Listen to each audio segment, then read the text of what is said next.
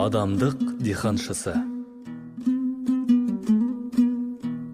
Адамдық диханшысы қырға шықтым. Көлі жоқ, көгалы жоқ құрға шықтым.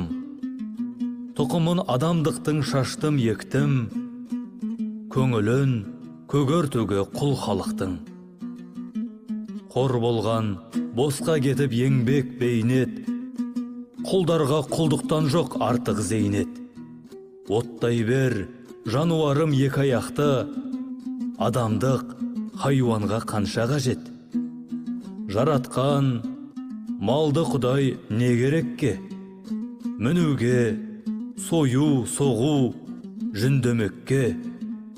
Жорта бер, қамыт киіп қамшыңды жеп, бұйрық жоқ, ұрасың деп үндемекке.